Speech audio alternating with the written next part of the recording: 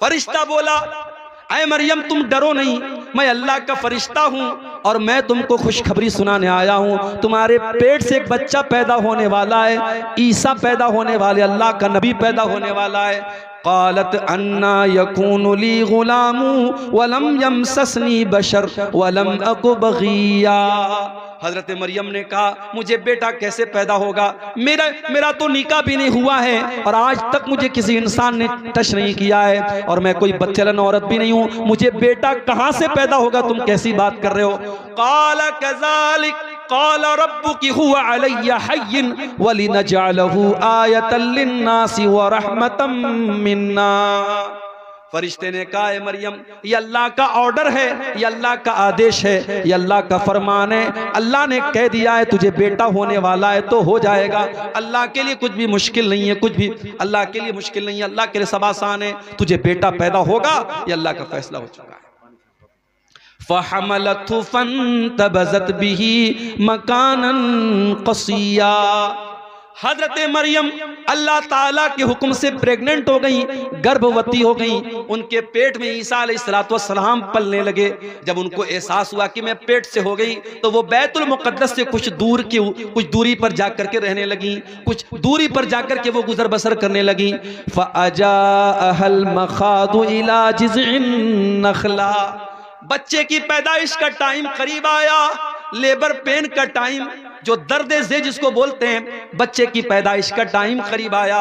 हजरत मरियम एक खजूर के पेड़ के पास जाकर के सहारा लेती हैं और सोचने लगती हैं, कल ये बच्चा पैदा होगा, लोग मेरे कैरेक्टर पर सवाल उठाएंगे, लोग मेरे किरदार पर सवाल उठाएंगे।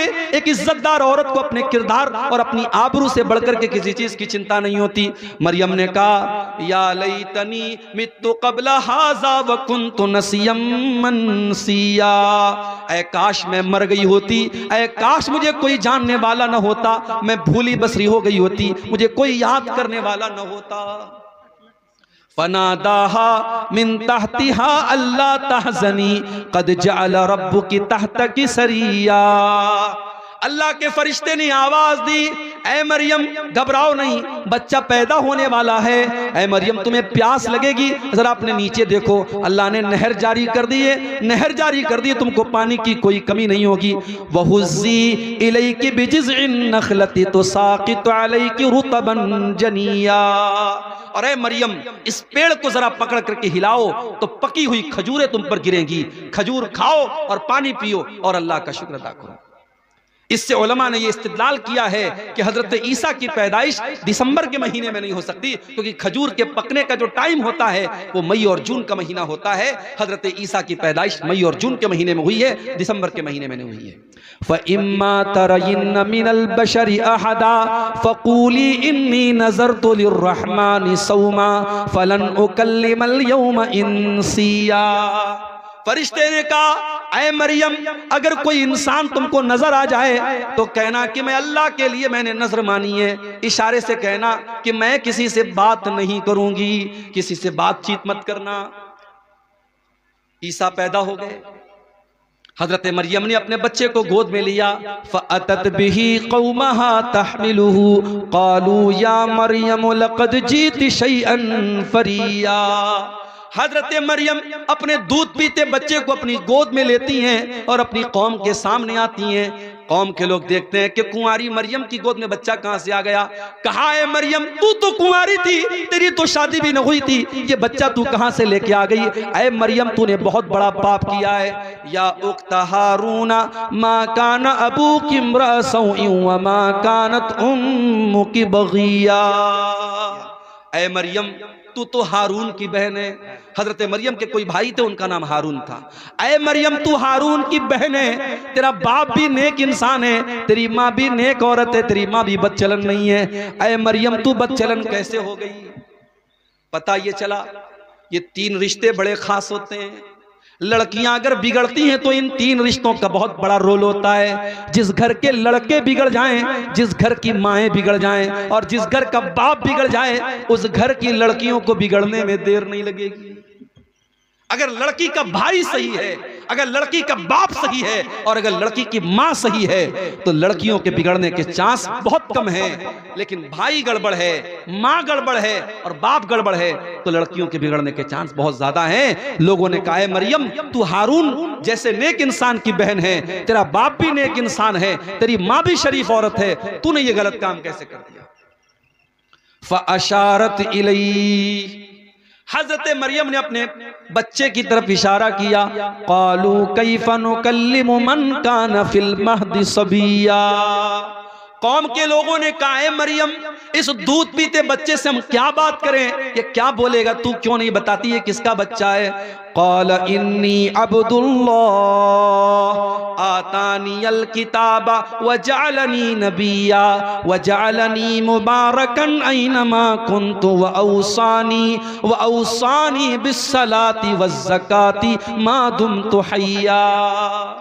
अल्लाह की कुदरत देखो कि हजरत ईसा अभी दूध पीते बच्चे हैं, माँ की गोद से बोल पड़े, अपनी कौम को जवाब दिया। माँ के किरदार पर लोगों ने इल्जाम लगाया, अल्लाह ने उस दूध पीते बच्चे को अपनी माँ के डिफेंस में खड़ा कर दिया। जो औरत अपनी शर्मगाह की हिफाजत करेगी, अपनी आबरू की हिफाजत करेगी, अल्लाह उसके दामन पे कभी दाग लगने नहीं देगा। अल्लाह जब जरूरत पड़ेगी उसकी बेगुनाही को बयान कर देगा। मरियम की बेगुनाही को बयान करने के लिए अल्लाह ने दूध पीते बच्चे को अपनी माँ की गोद में, हजरत मरियम को अल्लाह ताला ने, हजरत ईसा को अल्लाह ताला ने जुबान दे दी और वो बच्चा अपनी माँ की गोद से क्या बोला? पहला जुमला क्या बोला? इन्नी अब्दुल्लाह, मैं अल्लाह का बंदा हूं। ईसा ने यह नहीं कहा I am son of God, उन्होंने कहा आई एम स्लेव ऑफ अल्लाह, मैं अल्लाह का बंदा हूं। कितने बड़े अफसोस की बात है, ईसाई कहते हैं हम ईसा को मानते हैं, उनके चर्च के बाहर ईसा मसीह का फोटो लगा है, उनके चर्च के बाहर ईसा अलैहिस्सलाम के अक़वाल लिखे होते हैं, मगर ईसाई कौम दुनिया की वो कौम है मेरे भाई जिस नबी से इतनी मोहब्बत का दावा करती है। उस नबी ने पैदा होने के बाद सबसे पहला सेंटेंस जो उनके मुंह से निकला है, जो सबसे पहला शब्द उनके मुंह से निकला है, उन्होंने कहा मैं अल्लाह का बंदा हूं। और ईसाई कहते हैं बंदा नहीं थे, ईसा तो अल्लाह के बेटे थे, वो अल्लाह का बेटा मानते ईसा अलैहिस्सलाम। और अभी हमारे पड़ोसी मुल्क के एक ईसाई पादरी का मैंने बयान सुना, उसने कहा हम किसी नबी का मिलाद नहीं मनाते हैं, मुसलमान इस गलतफहमी में ना रहे, हम ईसा को एज अ प्रॉफिट नहीं मानते हैं, हम क्रिसमस पर अल्लाह के बेटे का जन्मदिन मनाते हैं, अल्लाह के बेटे का जन्मदिन मनाते हैं, हम Isa Masih as a profit, एक नबी की हैसियत से हम उनका मिलाद नहीं मनाते। ईसा अलैहिस्सलाम पैदा होने के बाद कह रहे हैं मैं अल्लाह का बंदा हूं, अल्लाह ने मुझको नबी बनाया है, अल्लाह ने मुझको बरकत वाला बनाया है, मैं जहां भी रहूंगा बरकत रहेगी। और अल्लाह ने मुझको नमाज का हुक्म दिया है, मुझको ज़कात का हुक्म दिया है, जब तक मैं जिंदा रहूंगा मैं नमाज पढ़ता रहूंगा, मैं ज़कात देता रहूंगा। व बर्रम बिवालिदती, और अल्लाह ने मुझे अपनी माँ के साथ अच्छा सलूक करने का हुक्म दिया है। वलम यजअलनी जब्बारन शकिया, अल्लाह ने मुझे बदबख्त नहीं बनाया, अल्लाह ने मुझे सरकश नहीं बनाया, मैं अल्लाह का नेक बंदा हूँ, अल्लाह ने मुझे नबी बनाया है। ये ईसा इब्ने मरियम का वाकया है, कुरान के 16वें पारे के अंदर मौजूद है। लेकिन आज ईसाई मजहब के मानने वाले जब क्रिसमस का त्योहार मनाते हैं वो दुनिया को यह बताते हैं कि हम अल्लाह का बेटा, अल्लाह के बेटे की हम पैदाइश की खुशी मनाते हैं। और हमारा मुसलमान नौजवान और कॉलेज में पढ़ने वाली हमारी मुसलमान लड़कियां वो अपनी सहेलियों को और अपने दोस्तों को फेसबुक के ऊपर और सोशल मीडिया पर मैरी क्रिसमस लिख के भेजती हैं, मैरी क्रिसमस लिख के भेजती हैं, क्रिसमस की मुबारकबाद देती हैं। अरे मुसलमान तू कितना बेगैरत हो चुका है, तू कितना बेगैरत हो चुका है, जिस त्योहार पर तेरे अल्लाह को गाली दी जा रही है, इससे बढ़ के अल्लाह के लिए कोई गाली नहीं हो सकती मेरे भाई। अगर अल्लाह का बेटा किसी को करार दिया जा रहा है ये अल्लाह को गाली दी जा रही है। और अल्लाह ताला खुद कहता है, जब आदम का बेटा कहता है कि मैंने किसी को अपना बेटा बना लिया, तो आदम का बेटा मुझे तकलीफ पहुंचाता है, इंसान मुझे तकलीफ पहुंचाता है। अल्लाह का सब्र देखो, अल्लाह का बर्दाश्त देखो, अल्लाह को गाली दी जाती है फिर भी अल्लाह उनको खिलाता है, पिलाता है, रोजी देता है। मुसलमानों तुम्हारे रब को गाली दी जाए, तुम्हारे रब को बुरा भला कहा जाए और तुम क्रिसमस के त्योहार पर मुबारकबाद दे रहे हो। अभी कलकत्ता में मैं था, परसों कलकत्ता में जब मैं दाखिल हुआ, एयरपोर्ट से निकला, मैं बाहर देखा बड़े बड़े पंडाल लगे हुए हैं, बड़े बड़े पंडाल लगे हुए हैं और वहां के इलाके के मुसलमान लीडरों के बड़े बड़े फोटो बैनर पे लगे हैं और क्रिसमस की मुबारकबाद दी जा रही है और क्रिसमस के बड़े बड़े फंक्शन हो रहे हैं और मुसलमान उन प्रोग्रामों को अरेंज कर रहा है। मैं बड़े साफ अल्फाज में, कलकत्ता में मेरी तकरीर थी, मैंने कह दिया हमें नहीं करनी ऐसी पॉलिटिक्स, हमें नहीं चाहिए ऐसे नेता, हमें नहीं चाहिए ऐसे लीडर जो पॉलिटिक्स के लिए इस्लाम का सौदा कर दें, ईमान का सौदा कर दें, तौहीद से कॉम्प्रोमाइज कर लें। हमें नहीं आना ऐसी पॉलिटिक्स में। अगर पॉलिटिक्स में आना है तो आओ, मगर अपने ईमान और अपनी तौहीद को बचा के रखो मेरे भाई। ईमान एक ऐसी दौलत है, इसकी कीमत पर दुनिया की कोई दौलत हम नहीं ले सकते, इसको कुर्बान करके दुनिया की कोई दौलत हम नहीं ले सकते। अल्लाह को गाली दी जा रही है। अल्लाह नाराज होता है जब किसी को कहा जाता है अल्लाह का बेटा है। जानते हो अल्लाह कितना नाराज होता है? वक़ालु इत्तख़ज़र रहमान वलदा, ये कहते हैं कि रहमान ने बेटा बना लिया है। लक़द जीतुम शैअन इद्दा, अल्लाह का बेटा करार देने वालों, तुम बहुत गंदी बात अपने मुंह से निकाल रहे हो। तकादुस समावातु यतफ़त्तरन मिन्हु व तंशक़्क़ुल अर्दु व तख़िर्रुल जिबालु हद्दा, इतनी खतरनाक बात तुम अपने मुंह से निकाल रहे हो कि जमीन फट जाए, आसमान फट जाए और पहाड़ गिर जाए तो उतनी बड़ी बात नहीं है जितनी बड़ी बात यह है अंदअउ लिर्रहमानी वलदा, अल्लाह का बेटा किसी को करार देना ये बड़ी खराब बात है, बहुत बुरी बात है। तो शिर्क सबसे बड़ा गुनाह है मेरे भाई। हमें अपने आप को और अपने बच्चों को भी शिर्क से बचाना है। मेरी माएं बहनें जो बैठी हैं वो भी सुन लें, बच्चों का अकीदा बचाना आपकी जिम्मेदारी है। बच्चे को नजर लग गई, आप टीका लगाती है, टीका क्यों लगाती हैं आप? पूछिए, आप जामिअतुल इमाम बुखारी आपके करीब में है, पूछिए वहां के शेखुल हदीस आए हैं, वहां के उलमा और वहां के टीचर्स आए हैं, उनसे पूछिए आप कि ये बच्चों को नजर का जो टीका लगाया जाता है जायज है? ये जायज नहीं है। बच्चा बीमार हो गया, किसी ने आपसे कहा धागा पहना, तो धागा पहना दिया आपने, तावीज पहना दिया आपने, ये भी शिर्क है मेरी माओ बहन, ये भी शिर्क है। और अल्लाह के नबी की हदीस है मन अल्लक़ तमीमतन फ़क़द अशरक, जिसने तावीज पहना, जिसने तावीज लटकाया उसने शिर्क किया। अगर अपने बच्चों को आप तावीज पहना रहे हैं, पढ़ते रहो, रफुल यदैन करके नमाज पढ़ते रहो, सीने पर हाथ बांधते रहो और आमीन जोर से बोलते रहो, मगर तुम अहले हदीस नहीं हो सकते, तुम सलफी नहीं हो सकते जब तक तुम्हारा अकीदा दुरुस्त नहीं है, तुम्हारी तौहीद सही नहीं। अपनी तौहीद की हिफाजत करो मेरे भाई, अपने बच्चों की तौहीद की हिफाजत करो। इब्राहीम अलैहिस्सलाम जैसा पैगंबर दुआ करता है वजुनुबनी व बनिया अन नअबुदल असनाम, आय अल्लाह तू मुझे भी बुत परस्ती से बचाना और मेरी औलाद को भी तू शिर्क से बचाना। मेरी औलाद कहीं बुत परस्ती में न पड़ जाए, मेरी औलाद कहीं शिर्क में न पड़ जाए। अगर इब्राहीम जैसे पैगंबर को अपनी औलाद की चिंता है तो आपको भी चिंता होनी चाहिए, आपको भी फिक्र होनी चाहिए अपनी औलाद की। और आगे बढ़िए, नबी अकरम से पूछा गया सबसे बड़ा गुनाह क्या है? आपने फरमाया कि अल्लाह के बराबर किसी को करार देना। पूछा गया अय अल्लाह के नबी उसके बाद सबसे बड़ा गुनाह क्या है? आपने फरमाया अन तक़्तुल वलदक खशियत अन यतअम माक, अपनी औलाद को कत्ल कर दो इस डर से कि वो तुम्हारे साथ खाएगी। आजकल नारा लगता हम दो हमारे दो, तीसरा आ जाएगा तो खिलाएंगे कहां से? तू खिलाता है क्या? तेरी औकात है? तेरी औकात है तू खिलाएगा? नहीं। अगर ये समझते हो कि तुम अपने बच्चों को खिला रहे हो, इस गलत फहमी को दूर कर लो मेरे भाई। वला तक़तुलू औलादकुम खशियत इमलाक, अपनी औलाद को कत्ल न करना, कभी अपनी औलाद को ये सोच करके कत्ल न करना कि हम उनको कहां से खिलाएंगे। नहनु नरज़ुकुहुम व इय्याकुम, उनको भी रोजी हम देते हैं और तुमको भी रोजी हम देते हैं। औलाद की रोजी औलाद लेके आती है मेरे भाई। कभी गौर करना, शादी के पहले आप कितना कमाते थे और शादी के बाद फिर आप कितना कमाने लगे। और जब बच्चा पैदा हुआ, अगर ईमानदारी से बात करो, बच्चा पैदा होने के बाद अल्लाह ताला और रोजी में बरकत देता है, क्योंकि बच्चा जब पैदा हुआ अपना मुकद्दर वो लेके आया। दूसरा बच्चा पैदा हुआ, अपना मुकद्दर लेके आया। बच्चे अपनी रोजी अपना मुकद्दर लेके आते हैं। ये कभी मत समझना मेरे भाइयों कि अपने बच्चों को तुम खिला रहे हो। और अगर हाँ बेटी पैदा हुई आपके घर में, मेरे घर में जब तीसरी बेटी पैदा हुई, हमारे मदरसे में एक LIC वाला आया, उसको किसी ने बता दिया मौलाना साहब की बेटी पैदा हुई। उसने कहा मौलाना साहब बेटी पैदा हुई? मैंने कहा हाँ। वो मुझको समझाने लगा आपकी बेटी अभी बड़ी होगी, शादी करना पड़ेगा, बहुत खर्चा आएगा, उसको पढ़ाना होगा, ये करना होगा, आप ये पॉलिसी ले लीजिए 18 साल, अभी आप धीरे धीरे पैसा जमा करेंगे, 18 साल बाद आपको इतना पैसा मिलेगा, जब आपकी बेटी जवान होगी आपके पास शादी के लिए पैसा हो जाएगा। यानी आज बेटी पैदा होती नहीं है कि लोगों के माथे पर चिंता की लकीरें आने लगती हैं, लोग प्लान बनाने लगते हैं 18 साल बाद का। वजह क्या है मेरे भाइयों? आज बेटियों को बोझ बना दिया गया है। आज बेटी अगर पैदा हो जाए तो माँ बाप का चेहरा भी उदास हो जाता है कि तो बहुत बड़ी जिम्मेदारी मेरे घर में आ गई। बेटा होता तो कमा के लाता, ये तो बेटी आ गई, अब तो इसकी शादी भी करना होगा, इसको पढ़ाना भी होगा, इसके ऊपर खर्च करना होगा और शादी के मौके पे लंबा चौड़ा जहेज भी देना पड़ेगा।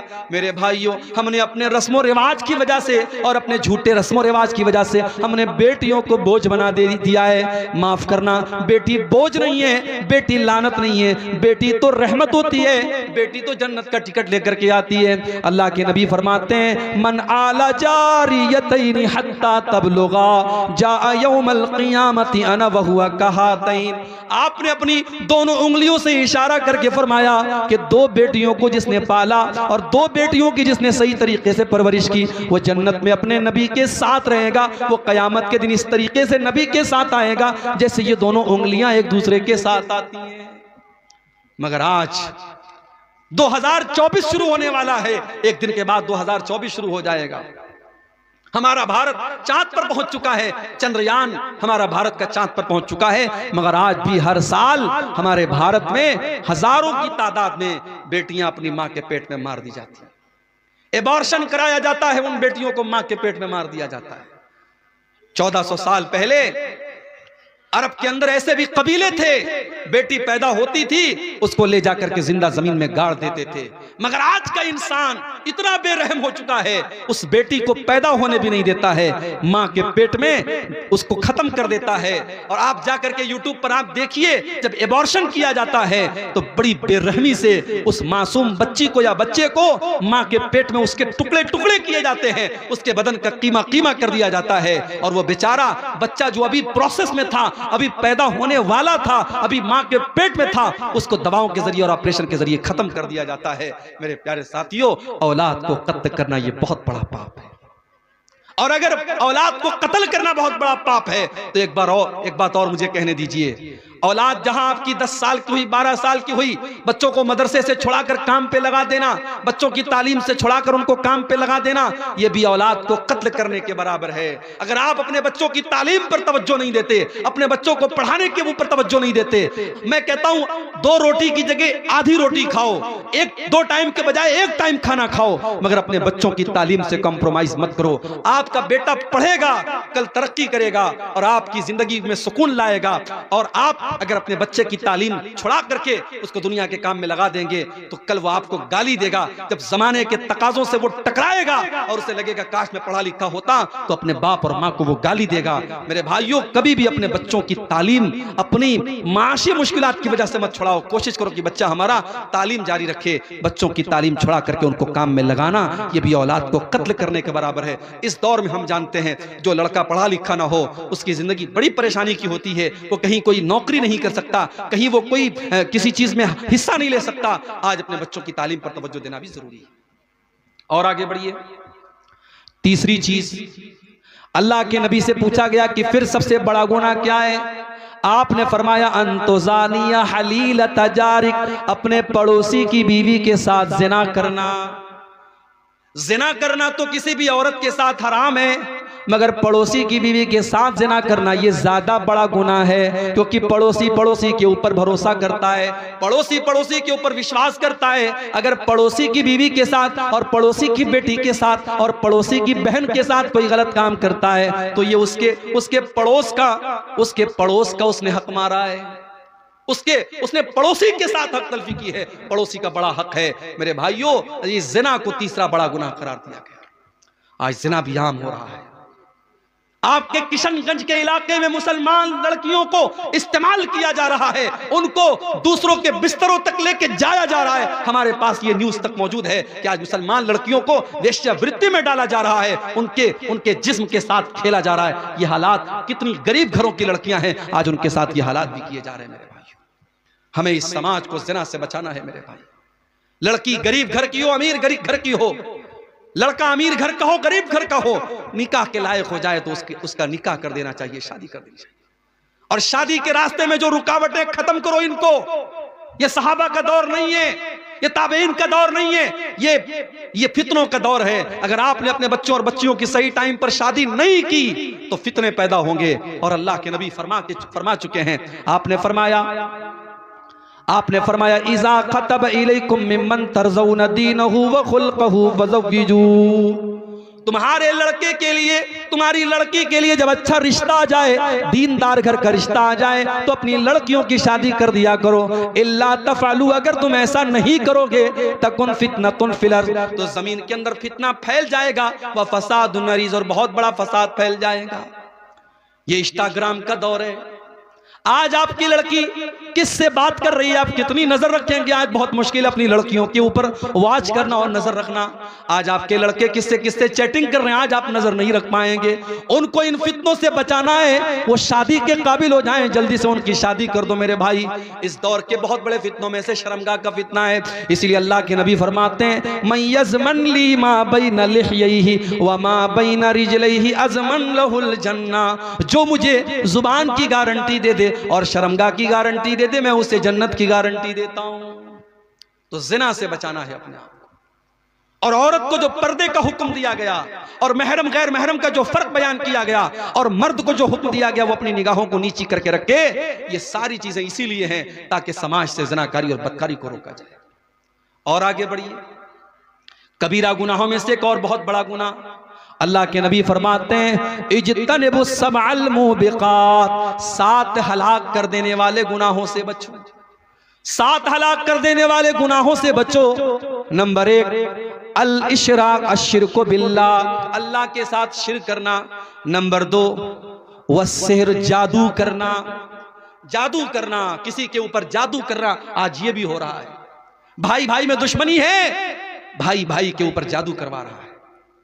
सास बहू में झगड़ा हो गया, सास अपनी बहू के ऊपर, अपने बेटे के ऊपर जादू करवा रही है कि ताकि बहू और बेटे में ताल्लुक खराब हो जाए। ये हालात है मेरे भाई। बंगाल में और आपके बिहार में आज कितने केस आते हैं कि साहब घरों में सुकून नहीं है, जादू किया जा रहा है और लोगों को परेशान किया जा रहा है। जादू करना भी हराम है, जादू करवाना भी हराम है, और जादूगर की बात की तस्दीक करना भी हराम है। अल्लाह के नबी फरमाते हैं, मन अता अर्राफन फसअलहु फसद्दक़हु बिमा यक़ूलु। जो इंसान किसी अर्राफ के पास जाता है, किसी पामिस्ट के पास जाता है, किसी ज्योतिषी के पास जाता है, किसी भविष्य बताने वाले के पास जाता है और उसकी बात की तस्दीक करता है, ला तुक़बलु लहू सलातु 40 यौमन, उसकी 40 दिन तक की नमाज कबूल नहीं होगी। 40 दिन तक की नमाज कबूल नहीं होगी अगर किसी भविष्य बताने वाले की बात आपने मान लिया। और एक हदीस में अल्लाह के नबी ने फरमाया, फ़क़द कफ़र बिमा उन्ज़िला अला मुहम्मद, जिसने जादूगर की और ज्योतिषी की और नुजूमी की बात मान ली, उसने मोहम्मद की शरीयत का इनकार किया, उसने अल्लाह के दीन का इनकार किया। इसलिए जादू करना और कराना भी हराम है। उसके बाद अल्लाह के नबी फरमाते हैं, व क़त्लुन नफ्सिल्लती हर्रमल्लाहु इल्ला बिलहक़्क़ि, किसी निर्दोष की हत्या करना, किसी बेगुनाह का खून बहाना, यह भी इस्लाम के अंदर हराम है, कबीरा गुनाह है। इस्लाम इजाजत नहीं देता है किसी बेकसूर की हत्या करने की। और अगर कोई किसी की हत्या कर दे तो इस्लामी कानून में सजा यह है, हत्यारे को भी कत्ल किया जाएगा। अगर किसी ने किसी की जान ले ली तो कातिल को भी कत्ल कर दिया जाएगा। हाँ, जिसकी हत्या हुई है, जिसका मर्डर हुआ है, अगर उसके घर वाले माफ कर दें अलग बात है। अगर माफ कर दें और दियत ले लें, जो एक बड़ा अमाउंट होता है, लाखों में अमाउंट होता है, वो अमाउंट लेकर के वो माफ कर दें अलग बात है, वरना कातिल की भी गर्दन मारी जाएगी, कातिल को भी कत्ल किया जाएगा। इस्लाम बहुत सख्त है इस मामले में। इस्लाम में किसी निर्दोष की हत्या करने की इजाजत नहीं है। मन क़तल नफ्सन बिग़ैरि नफ्सिन औ फ़सादिन फ़िल अर्दि फ़कअन्नमा क़तलन नास जमीआ। एक निर्दोष की हत्या करने वाला और एक बेकसूर को मारने वाला पूरी मानवता का कातिल है। 2000 मुसलमानों का खून बहाने वाले आज मुल्क के बड़े बड़े ओहदों पर विराजमान है। अल्लाह की अदालत का इंसाफ बाकी है। एक इंसान की हत्या करने वाला अगर पूरी मानवता का कातिल है तो सोचो मेरे भाइयों, हजारों लोगों के खून की होली खेलने वालों का अंजाम क्या होगा। एक फिरौन था जो बच्चों को मरवा दिया करता था, एक फिरौन था जो बच्चों को कत्ल करवा देता था। इस वक्त फलस्तीन के बच्चों को मारने वाला एक फिरौन है जो बच्चों को भी मरवा रहा है, जो औरतों को भी मरवा रहा है, जो बड़ों को भी मरवा रहा है, जो हॉस्पिटलों के ऊपर बम बरसा रहा है, जो कब्रों से निकाल करके मुसलमानों की कब्रों पर भी बुलडोजर चला रहा है। अल्लाह ऐसे जालिमों को उनके अंजाम तक पहुंचा दे मेरे भाई। इस्लाम ने निर्दोष की हत्या करने को बहुत बड़ा पाप करार दिया है। और आगे बढ़ो, वह अकलुर रिबा, और सूद और ब्याज खाना भी बहुत बड़ा गुनाह है। आज मुसलमान सूद खा भी रहा है, खिला भी रहा है। आपके इसी बिहार में बंधन लोन के नाम से, औरतों के नाम से कितने लोग लोन ले रहे हैं। 1 लाख लोन लेकर के 1,10,000 दे रहे हैं। मेरे भाई, जिस तरीके से सूद लेना हराम है उसी तरीके से सूद देना भी हराम है। अल्लाह के नबी फरमाते हैं, लानल्लाहु आकिल रिबा व मुकिलहु व कातिबहु व शाहिदैहि। आपने फरमाया कि सूद खाने वाला, सूद खिलाने वाला, सूद की गवाही देने वाला और सूद लिखने वाला, सब पर अल्लाह की लानत हो। और आगे आपने ये भी फरमाया, वहुम सवा, ये सब के सब बराबर हैं। खाने वाला और खिलाने वाला बराबर है। इसलिए मेरे भाई, सूद और ब्याज से अपने दामन को बचा के रखो। जानते हो इतना बड़ा गुनाह है सूद और ब्याज का खाना कि अल्लाह कुरान में कहता है, फ़इल्लम तफ़अलू फ़अज़नू बिहर्बिम मिनल्लाहि व रसूलिही। ऐ ब्याज खाने वालों, ऐ ब्याज खोरो, ऐ सूद खोरो, अगर तुम अपने ब्याज खाने से बाज नहीं आओगे तो अल्लाह से जंग करने के लिए तैयार हो जाओ, उसके रसूल से जंग करने के लिए तैयार हो जाओ। अरे कौन है जिसके अंदर अल्लाह से जंग करने की ताकत है? कौन है जिसके अंदर अल्लाह से लड़ाई करने की ताकत है? तो सूद खाना भी बहुत बड़ा गुनाह है। और जब सूद की बात आई है तो एक बात और बताता हूं, सट्टा और जुआ खेलना भी हराम है। इन्नमल खम्रु वल मैसिरु वल अंसाबु वल अज़लामु रिजसुम मिन अमलिश शैतान। शराब पीना और जुआ खेलना और गैरुल्लाह के आस्ताने पर जाकर के वहां सर झुकाना और पांसे के तीर निकालना किस्मत का हाल मालूम करने के लिए, ये सब गंदे काम हैं, ये सब शैतान के काम हैं। इनसे बचो तभी तुम कामयाब हो सकते। पता ये चला कि जुआ खेलना भी शैतान का काम है।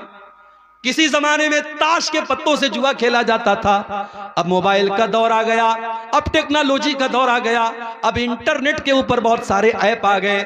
अभी क्रिकेट का वर्ल्ड कप चल रहा था, एक एक बॉल के ऊपर सट्टा खेला जा रहा था। आज कितने सारे ऐप हैं जिसके अंदर जुआ खेलने की और सट्टा की अलग अलग शक्लें आ रही हैं। याद रखो मेरे भाई, मेरे नौजवान साथियों, पैसा कमाना है तो बिजनेस करो, पैसा कमाना है तो हलाल तरीके से पैसा कमाओ। बहुत सारे रास्ते हलाल तरीके के, हराम रास्ता मत अपनाओ, ब्याज का रास्ता मत अपनाओ और सट्टा और जुआ का रास्ता मत अपनाओ। याद रखो, हराम कमाई से पैसा कमा भी लोगे तो उसमें बरकत नहीं होगी। अल्लाह के नबी फरमाते हैं, याती अलन्नासी ज़मानुन ला युबालिल मरउ मिन ऐना अख़ज़ल माल। एक ऐसा जमाना लोगों पर आने वाला है जब लोग परवाह नहीं करेंगे कि पैसा हलाल तरीके से कमा रहे या हराम तरीके से कमा रहे। जानते हो बनारस में साड़ी का कारोबार होता है, जानते होंगे आप लोग। साड़ी के कारोबार में बनारस में किसी जमाने में साड़ियों में फिगर चलता था। मोर की तस्वीर बनी है, कौवे की तस्वीर बनी है, चिड़िया की तस्वीर बनी है। तो किसी दौर में जब बनारस में कोई ऐसी साड़ी बनवाता था तो लोग कहते थे ये तस्वीर का कारोबार कर रहा है, तस्वीर बना रहा है। उस फिगर बनाने वाले के घर में लोग खाना नहीं खाते थे कि ये हराम खा रहा है। लेकिन अब कितने ऐसे लोग हैं बनारस में जो इसी का कारोबार कर रहे हैं। अब वो दीनदारी नहीं बची, अब वो तकवा नहीं बचा, अब लोग फिगर का काम आमतौर से कर रहे हैं। और अब हालात ये हैं, जब वो कारोबार शुरू कर लेते हैं फिर अपने उलमा के पास जाके पूछते हैं, मौलवी साहब मैं ये कारोबार कर रहा हूं, मुझे करना चाहिए या नहीं करना चाहिए। हालांकि होना क्या चाहिए था कि पहले सवाल करते फिर कारोबार शुरू करते, मगर कारोबार शुरू करने के बाद पूछते हैं और पूछते नहीं है। उलमा से फतवा नहीं पूछते हैं, वो उलमा के मुंह में अपनी जुबान डालना चाहते हैं। वो चाहते हैं कि जो मेरे दिल में है आलिम की जुबान से वो निकल जाए। अगर अब्दुल गफ्फार साहब से पूछा, उन्होंने अगर हमारे मतलब का जवाब नहीं दिया तो हम मुनव्वर साहब से पूछेंगे। मुनव्वर साहब ने हमारे मतलब का जवाब नहीं दिया, मौलाना नूर इस्लाम साहब से पूछेंगे। उन्होंने जवाब नहीं दिया, मौलाना मुजम्मिल मदनी साहब से पूछेंगे, उन्होंने जवाब नहीं दिया, किसी और से पूछेंगे। हमें अपने मतलब का फतवा चाहिए। हमने उलमा को अपनी मर्जी का गुलाम बनाना चाहा है। माफ करना मेरे भाई, उलमा आपके गुलाम नहीं है। उलमा की इज्जत और एहतराम करना सीखो। अल्लाह के नबी ने फरमाया, अल उलमा वरसतुल अंबिया, नबियों के वारिस हैं ये उलमा। नबियों की वरासत इल्म है, नबियों की वरासत दौलत नहीं है। और उलमा ने नबियों की वरासत को पाया है। और जो उलमा है उनके पास नबी की वरासत, उनके पास इल्म दीन है। बंगाल में कलियाचक में गया, एक मस्जिद के इमाम साहब मुझे मिले। उनकी आंखों में आंसू आ गए। कहने लगे, शेख साहब 15 साल से मैं मस्जिद में इमामत करवा रहा हूं। 3000 रुपया मुझको बंगाल की गवर्नमेंट दे रही है और 6000 रुपया इस वक्त मस्जिद की कमेटी दे रही है। मैंने थोड़े थोड़े पैसे जमा करके अपना छोटा सा घर बनाया। मस्जिद का मुतवल्ली आकर के कहता है, मौलवी साहब तेरे पास इतना पैसा कहां से आ गया, तू घर कैसे बनाने लगा? मुतवल्ली साहब नाराज हो गए मुझसे। कसूर क्या है, मैं घर बनवा रहा हूं। ये वो कौम है जो अपने उलमा का घर बनते हुए नहीं देख सकती। ये चाहती है इनके उलमा भिखारी बने रहे, इनके दर के गदागर बने रहे। दुनिया की हर कौम अपने धर्म गुरु का सम्मान करती है, अपने आलिम की इज्जत करती है, और आप अपने आलिम को भिखारी बना के रखना चाहते हैं। वो आलिम जिसने 15 साल तक एक मस्जिद में इमामत कराई है, उसने 15 साल अगर किसी बिजनेस में दिया होता तो आज कहां से कहां पहुंच गया होता। उसने अपनी जिंदगी को खपा दिया, अपनी जवानी को खपा दिया, और आज ये सुलूक कर रही है कौम, वो अपना घर बना रहा है तो उसके घर बनाने पर भी ये इतराज हो रहा है। मेरे भाई, ये ढकोसले बंद कर दो। उलमा के पैसे में बड़ी बरकत होती है। तुम्हारे घर का काम 5000 में नहीं चल सकता, आलिम के घर का काम 5000 में कैसे चलेगा? 5-5 हजार में आज उलमा को तनख्वाहें देकर के लोग मस्जिदों में इमामत करवा रहे हैं, मदरसों में पढ़वा रहे हैं।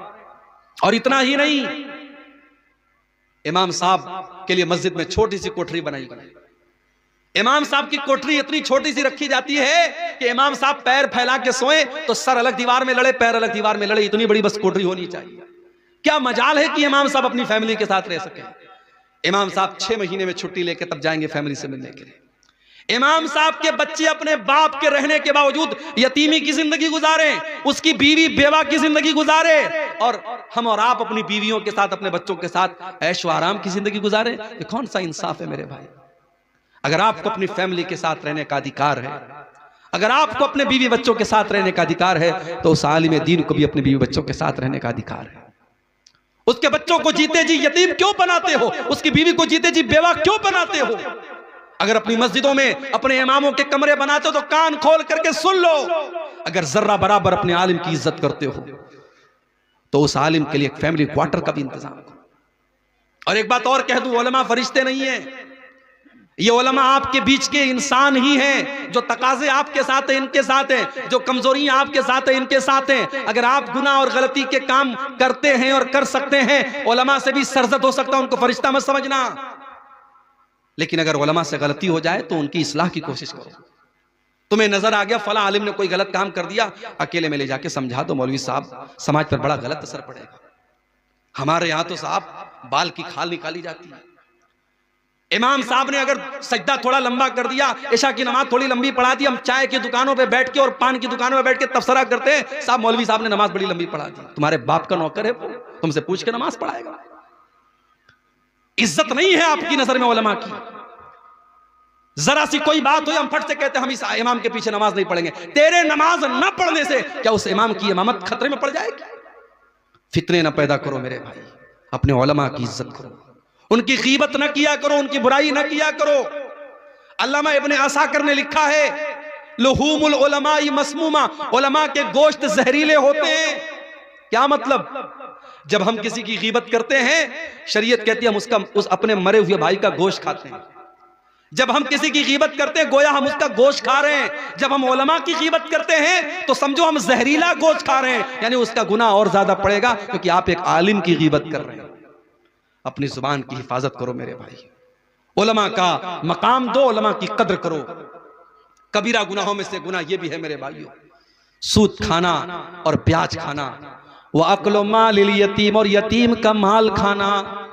यतीम का माल जिस तरीके से भी खाया जा रहा है, यतीम का माल खाने वाले कान खोल करके सुन लें। इन्नल्लज़ीना याकुलूना अमवालल यतामा ज़ुल्मन इन्नमा याकुलूना फी बुतूनिहिम नारा। जो लोग यतीम का माल खा रहे हैं वो अपने पेट में जहन्नम की आग भर रहे हैं।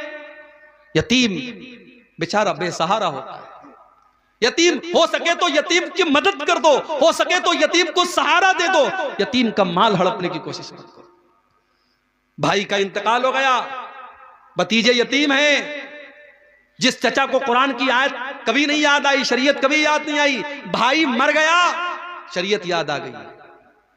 भतीजे से बोला, बे तेरे बाप का इंतकाल हो गया, अब तेरे अब दादा की प्रॉपर्टी में तेरा कोई हिस्सा नहीं बनता, चचा लोग आपस में बांट लेते हैं। वो ये नहीं सोचते कि अगर हमारा भाई जिंदा होता तो आज इन यतीम बच्चों का हक मरते हुए नहीं देख सकता था। अगर आज भाई मर गया है और शरीयत का अगर ये कानून है कि भाइयों के रहते हुए भतीजे हिस्सेदार नहीं बनते, तो ऐसे मौके पर चचा लोगों की इंसानियत कहां चली जाती है मेरे भाई। अगर उस चचा के अंदर जर्रा बराबर इंसानियत है, वो अपने बाप से जाके गए, ठीक है शरीयत में हक नहीं बनता है, मगर जितना हक हमें मिल रहा है उतना ही हमारे इन भतीजों को भी आप दीजिए, ताकि इनके साथ नाइंसाफी। और दादा को भी चाहिए, दादा को अल्लाह ताला ने यह ऑप्शन दिया है, वो अपनी प्रॉपर्टी का 1/3 हिस्सा अपने उन यतीम पोतों के हक में वसीयत कर सकता है, वो करके जाए ताकि उन यतीमों का हक ना मारा जाए। मेरे भाई, किसी यतीम का कभी हक मत मारना। किसी की जमीन पर नाजायज कब्जा कर लेना भी कबीरा गुनाह है। अल्लाह के नबी फरमाते हैं, मन ज़लम शिब्रम मिनल अर्ज़ी, जिसने एक बालिश्त जमीन किसी की हड़प ली। एक बालिश्त समझते हैं, ये हाथ के पंजे का जो नाप होता है, इसको एक बालिश्त बोलते हैं। एक बालिश्त यानी एक बालिश्त कितना होता है? मेरे ख्याल से आधा फीट भी नहीं होता है।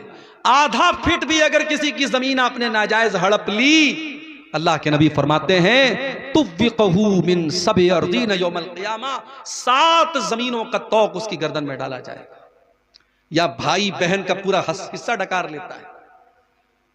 बहन को मां का जेवर तो मिलता है, मगर बाप के जमीन और जायदाद में से भाई लोग कहते नहीं साहब तुम्हारा नहीं बनता, तुमको नहीं देंगे। अगर बहन मांग ले तो भाई नाराज हो जाते हैं, कहते हैं अगर तुझे हम हिस्सा देंगे हम सारी जिंदगी तुझसे बात नहीं करेंगे। बहनों को उनका हिस्सा नहीं दिया जाता। हम आज कहते हैं ना कि अदालत में मुस्लिम पर्सनल लॉ को खत्म करने की बात हो रही है और कॉमन सिविल कोर्ट की बात हो रही है। पहले अब मुस्लिम पर्सनल लॉ पर हम खुद तो अमल करें।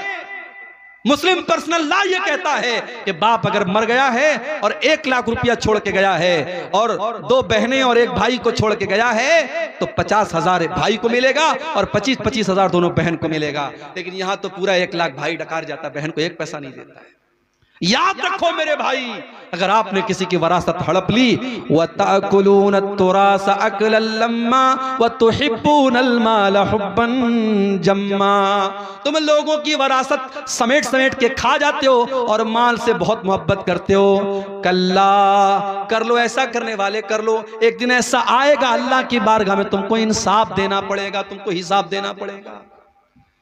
कबीरा गुनाहों में गुनाह और है मेरे भाई, क़ज़्फ़ुल मुहसनातिल गाफ़िलातिल मुअमिनात, किसी पाक दामन औरत के ऊपर झूठी तोहमत लगाना। जिना करना बहुत बड़ा पाप है और किसी पाक दामन औरत के ऊपर या मर्द के ऊपर जिना की तोहमत लगाना भी बहुत बड़ा पाप है। अगर किसी के ऊपर आपने झूठी तोहमत लगाई है और उस तोहमत को साबित नहीं कर पाए, तो शरीयत क्या कहती है? इन्नल्लज़ीना यरमूनल मुहसनाति सुम्मा लम यातू बिअरबाति शुहदा फजलिदूहुम 80 जल्दा। अगर किसी बेगुनाह औरत पर तुमने जिना की तोहमत लगाई है और 4 गवाह नहीं है तुम्हारे पास, तो इल्जाम लगाने वाले को 80 कोड़े मारे जाएंगे। और आगे क्या फरमाया? वला तक़बलू लहुम शहादतन अबदा, उसकी गवाही कभी कबूल नहीं की जाएगी। तो यह भी बहुत बड़ा गुनाह है किसी पाक दामन औरत पर झूठा इल्जाम लगाना। और आगे बढ़िए, रियाकारी करना, दिखावे के लिए नमाज पढ़ना, दिखावे के लिए दान देना, दिखावे के लिए रोजा रखना, दिखावे के लिए कुरान पढ़ना, रियाकारी भी बहुत बड़ा गुनाह है। फवैलुल लिल मुसल्लीन अल्लज़ीना हुम अन सलातिहिम साहून, ऐसे नमाज पढ़ने वालों के लिए बर्बादी है, वैल है, जहन्नम है, जो लोगों को दिखाने के लिए नमाज पढ़ते हैं। अल्लज़ीना हुम युराऊन, जो दिखावे के लिए नमाज पढ़ते हैं, जो दिखावे के लिए कोई अमल करता है, अल्लाह कहता तरक्तहु व अमलहु, मैं उसके अमल का सवाब नहीं देता, मैं छोड़ देता हूं। जा, तूने जिसको दिखाने के लिए अमल किया है जाके उससे सवाब दे। इसी तरीके से मेरी प्यारी माओ बहनों, एक दो बातें और बयान करके बात खत्म करता हूं। औरत का बेपर्दगी करना, औरत का बेहुदा कपड़े पहन करके निकलना, औरत का ऐसे कपड़े पहन करके घर के बाहर निकलना जिससे उसके शरीर का अंग नजर आता हो, उसका बदन नजर आता हो, अपने जिस्म का प्रदर्शन करना, यह भी कबीरा गुनाह है। अल्लाह के नबी फरमाते हैं सिनफान मिन अहलिन नारि लम अरहुमा, दो किस्म के लोग जहन्नम में जाएंगे और उनको मैंने अभी नहीं देखा, वो बाद में आएंगे, वो कयामत के पहले आएंगे। नंबर 1, कौमुन माहुम सियातुन काजना बिल बकरी यजरिबून बिहन्नास, ऐसे लोग आएंगे जिनके हाथ में गाय की दुम की तरह कोड़े होंगे और वो कोड़ों से लोगों को मारेंगे। अभी मनव्वर साहब आए, आसाम के हालात बयान कर रहे थे, मैं उत्तर प्रदेश से आया हूं, हमारे यहाँ के हालात भी आप देख रहे हैं। हुकूमतें और कुर्सियां, ये इनका नशा भी बड़ा गहरा होता है मेरे भाई। मगर राहत इंदौरी का बड़ा मशहूर शेर है, जो साहिबे मसनद है कल नहीं होंगे, जो साहिबे मसनद हैं कल नहीं होंगे, किराएदार हैं, जाती मकान थोड़ी है। ये कुर्सियां, ये ओहदे, व तो इज्जो मन तशा व तो जिल्लो मन तशा व तूतिल मुल्क मन तशा व तंजुल मुल्क मिम्मन तशा। अल्लाह जब चाहता है, जिसको चाहता है हुकूमत देता है, और जिससे चाहता हुकूमत छीन लेता है। अल्लाह का कानून यही रहा है। जमीन पर जालिम को अल्लाह ताला ने फलने फूलने नहीं दिया है। अल्लाह ने कुफ्र की हुकूमत को चलने दिया है, शिर्क की हुकूमत को चलने दिया है, मगर जुल्म की हुकूमत को चलने नहीं दिया है। मेरे भाइयों, अल्लाह के नबी फरमाते ऐसे लोग आएंगे जिनके हाथ में कोड़े होंगे और वो लोगों को उससे मारेंगे, जुल्म करेंगे, अपने पावर का गलत इस्तेमाल करेंगे। वनिसाउन कासियातुन आरियातुन मुमीलातुन माइलातुन, और ऐसी औरतें भी जहन्नम में जाएंगी जो कपड़ा पहनने के बावजूद नंगी होंगी। एक लफ्ज में अल्लाह के नबी ने सारे फैशन को बयान कर दिया। आज मुसलमान बाप है, चेहरे पर दाढ़ी है और माथे पर सजदे का निशान है, और जवान बेटी को लेकर के शादी में जा रहा है, और बेटी ने साड़ी पहनी है, और साड़ी ऐसी पहनी है कि उसकी पीठ भी नजर आ रही है, उसकी आस्तीन भी नजर आ रही है, उसका पेट भी नजर आ रहा है, उसके शरीर का अंग अंग नजर आ रहा है, उसका पूरा बदन नजर आ रहा है, अपने पूरे हुस्न की वो नुमाइश करके जा रही है। जो कुरान ये कहता है वला युबदीना ज़ीनतहुन्ना, ऐ मुसलमान औरत, अपनी जीनत को तू जाहिर नहीं कर सकती है किसी गैर मर्द के सामने। कुरान तो यहां तक कहता है वल यज़रिबना बिखुमुरिहिन्ना अला जुयूबिहिन्ना, औरत घर में बाप के सामने, भाई के सामने, बेटे के सामने, ससुर के सामने, जो उसके महरम रिश्तेदार हैं जिससे वो शादी नहीं कर सकती है, उस रिश्तेदार के सामने भी औरत जब जाए तो अपने दोपट्टे को हमेशा अपने गरिबान पर रखे, अपने दोपट्टे का ख्याल रखे, दोपट्टा जहां तहां फेंक करके न चली जाए, उसका दोपट्टा उसके सीने पर होना चाहिए। कुरान कहता है वला यज़रिबना बिअरजुलिहिन्ना लियुअलम मा युखफीना मिन ज़ीनतिहिन्ना, ऐ मुसलमान औरत, तू जब पायल पहने हो तो घर में अपने पायल पहन करके अपने पांव को जमीन पे जोर जोर से मार के न चला कर, तेरे पायल की झनकार भी गैर मर्दों के कान तक नहीं जानी चाहिए। जो इस्लाम इतना सख्त है, वो इस बात की इजाजत कैसे दे सकता है कि किशनगंज की लड़की, पूर्णिया की लड़की, अररिया की लड़की इंस्टाग्राम पर आईडी बनाए और अपने फोटोज डाले, अपने नए नए कपड़ों का, अपने गहनों का प्रचार करे, शादी में तैयार होकर जाए, उसको अपने स्टेटस पे लगाए और अपने फोटोज डाल डाल करके दुनिया में अपने हुस्न की नुमाइश करे। अल्लाह के नबी फरमाते हैं कपड़ा पहन करके भी ऐसी औरतें नंगी होंगी, उनका शरीर नजर आएगा, कपड़ा ऐसा होगा। और मुमीलातुन माइलातुन, वो गैर मर्दों को अपनी तरफ आकर्षित करने वाली होंगी, और जब वो चलेंगी तो उनकी चाल भी बेहया औरतों की तरह होगी। औरत की चाल बता देती है कि ये हया वाली औरत है, ये शर्मीली औरत है, और उसकी चाल बता देती है ये बेहया औरत है। अल्लाह के नबी फरमाते हैं उनकी चाल भी बेहया और फाहिशा औरतों की तरह होगी। और आगे आपने फरमाया रुऊसुहुन्ना का अस्निमतिल बुख्तिल माइला, उनका हेयर स्टाइल, उसके बालों का स्टाइल कैसा होगा, जैसे ऊंट का कुहान होता है, उसके बाल का जोड़ा ऐसा बना होगा। आजकल तो फैशन के नाम पे क्या क्या हो रहा है।